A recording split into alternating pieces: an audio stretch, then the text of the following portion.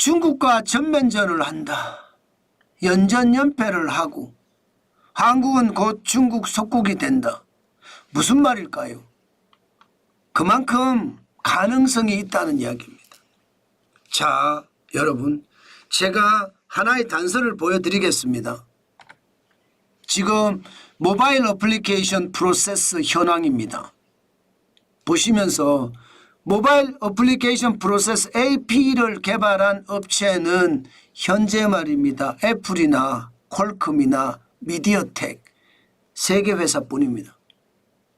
그런데 중국 샤오미가 쉬안제 01이라는 모바일 어플리케이션 프로세스를 개발했습니다. 이게 AP 중에 특히 말입니다. 3나노급이거든요. 3나노급. 3나노를 활용한 모바일 어플리케이션 프로세스를 공개한 거예요. 기술력이 엄청나죠. 사실 이거를 보면요, 두렵습니다. 대한민국은 지난 10년 동안 계속 싸우다가 끝장나고 있잖아요. 지금 미래를 위한 투자를 하기보다는 미래 거를 갖다 썼잖아요. 미래 걸 땡겨서 썼습니다. 문재인 정부 때도 그랬고요. 예, 윤석열 정부 때도 바뀐 게 없으니까 미래 걸 땡겨다 계속 썼습니다.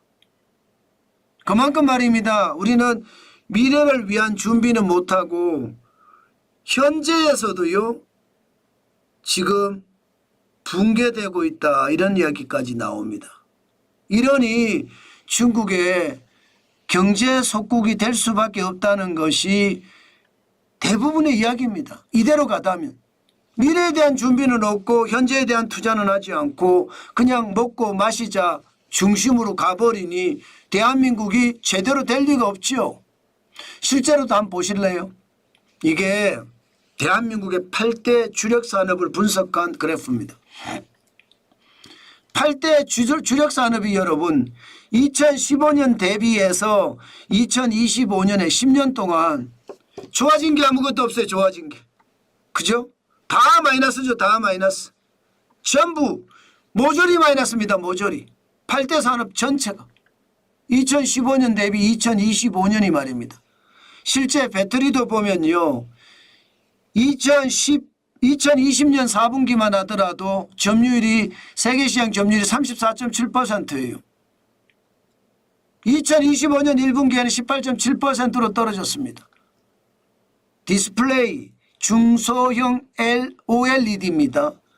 2015년만 하더라도 98.5% 시장을 장악하고 있었습니다. 지금은 59.8%로 줄었습니다. 조선은 30%에서 17%로 줄었고요. 반도체는 81.5%에서 75.9%로 줄었습니다. 자동차도 9%에서 7.4%로 줄었고요. 석유화학은 5.3%에서 3.6%로 줄었습니다.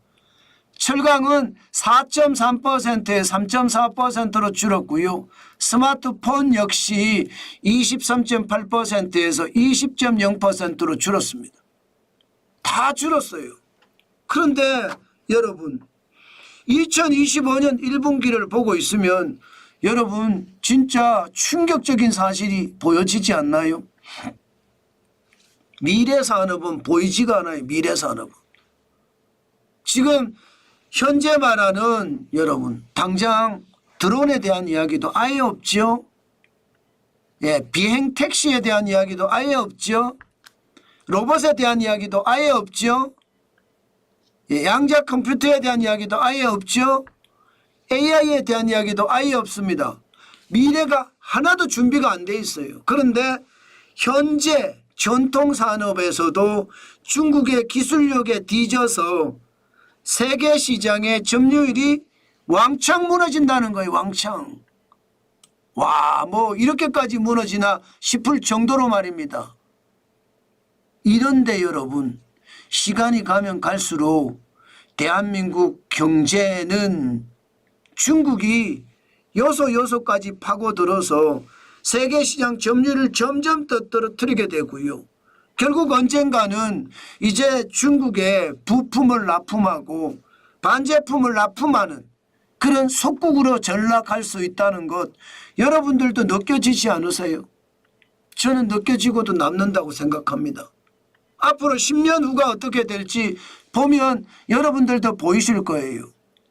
대한민국은 지난 10년 동안 정치적인 싸움으로 사실상 내전 상태를 벌리면서 대한민국은 초박살났습니다.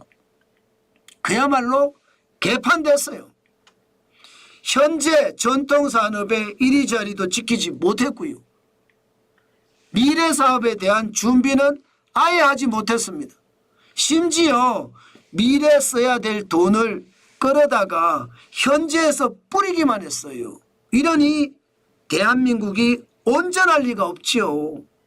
이대로면 중국에 부품이나 납품하는 경제 속국으로 전락하는 거 시간 문제다. 저는 그렇게 생각합니다. 진짜 충격적이죠. 여러분들이 보시더라도 그렇게 느끼실 거예요. 우리가 상황이 이렇게 됐습니다. 너무나 안타까운 상황이 됐죠. 저는 이거 회복하기가 만만치 않을 거라고 생각합니다. 게다가 지금 올해만 보더라도 이 전통산업이 더 무너질 가능성이 굉장히 큽니다. 왜냐고요? 산업연구원의 분석을 보면요. 올해도 말입니다. 지금 8대 산업의 비중이 전체 수출에서 63%를 차지를 한다고 했거든요. 굉장히 높게 차지하죠. 그런데 수출이 완전히 망가진다 했습니다. 반도체 5.8% 늘어나는데 그치고요. 정보통신기기 5.4% 늘어납니다. 자동차는 무려 8%가 꼬꾸라지고요. 석유화학은 5.3%, 철강도 2.1%, 조선은 10.2%가 늘어나서 가장 많이 늘어나지만 디스플레이는 2.7%, 배터리도 3.2%가 마이너스 된다는 이야기예요. 8대 주력산업 중에 적어도 5개 주력산업의 매출이 계속 떨어진다는 이야기죠. 수출이 그만큼 안 된다는 이야기예요. 그러면 여러분 대한민국이 생존하기가 쉽겠습니까? 안 그래도 전통산업이 지금 무너지고 있는데 지금 전통산업의 상황이 나쁜데 올해 더 나빠진다 하니까 어떻게 되겠습니까? 결국 말입니다. 대한민국 수출이 8대 산업에 많이 의지하는데 63%나 의지하는데 지금 무너지면 대한민국의 상황은 어떻게 될까요? 말해봤자 잔소리죠. 지금 우리 경제가 진짜 어려운 상황인데 아마 더 어려운 형국으로 발전할 가능성 굉장히 많다는 뜻이에요. 심지어 말입니다. 이대로 10년을 가잖아요. 앞으로 더 10년을 가잖아요. 대한민국 끝장나는 겁니다. 안 그래도 말입니다. 대한민국의 경제 성장률 0%대가 주류를 이룹니다. 투자은행들은 모조리 말입니다. 모조리 1% 미만입니다. 바클레이스가 UPS나 노무라 정권은 1%지만 JP모건은 올해 성장률을 0.5%, 골드만삭스도 0.5% 잡고 있습니다. 시티가 0.6%고 홍콩 상하이 은행이 0.7%, 뱅크 오브 아메리카 메릴린치가 0.8%예요. 그런데 중국은 성장률이 지금 적어도 4%가 다 넘습니다. 우리하고 비교해보면 게임이 안 돼요. 중국은 중국 정부가 목표로 하는 물가 성장률 목표는 5%고요. 지금 각 기관들이 그리고 투자은행들이 예측하는 중국의 성장률은 낮은 게 UBS가 3.4%고요. 모건스탠리는 4.2%입니다. IMF 국제통화기금은 4%고요. 평균으로 보더라도 4.2%입니다. 그렇게 생각을 하면 대한민국의 성장률 0% 성장률과 중국의 성장률 4% 이상의 성장률 비교 하나만 하죠. 지금 중국 경제가 얼마나 큽니까? 이미 중국 경제는 G2가 돼버렸습니다. 미국 다음에 중국이 돼버렸어요. 게다가 전통산업의 기술 혁신은 당연하고요. 첨단산업의 진출도 세계적인 수준입니다. 이미 미국을 능가한 부분이 많다고 이야기할 정도입니다. 그 정도로 중국은 발전하고 있다는 뜻이에요. 진짜 대한민국의 마지막 보루들 결국 무너지게 생겼습니다.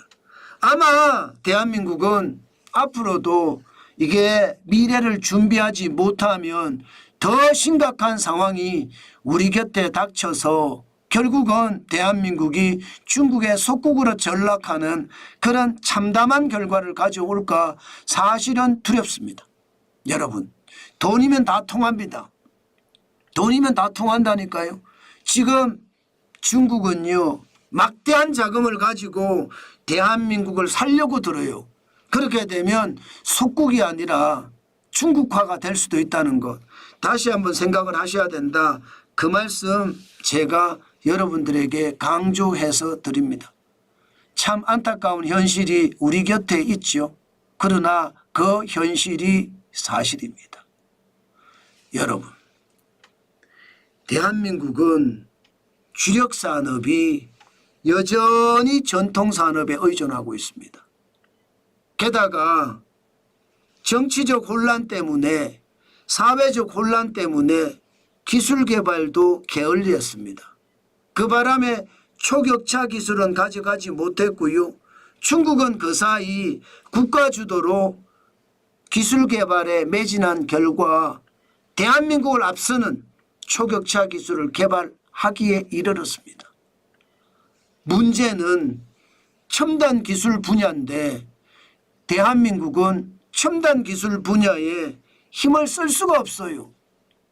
로봇이든 양자 컴퓨터든 드론이든 자율주행차든 아니면 비행택시든 그러나 중국은 한참 앞서가고 있거든요. 언젠가 이대로 계속 간다면요. 대한민국은 중국의 부품이나 납품하는 경제 속국으로 전락하는 것 저는 시간 문제라고 봅니다. 그만큼 대한민국의 상태가 너무너무 어렵다.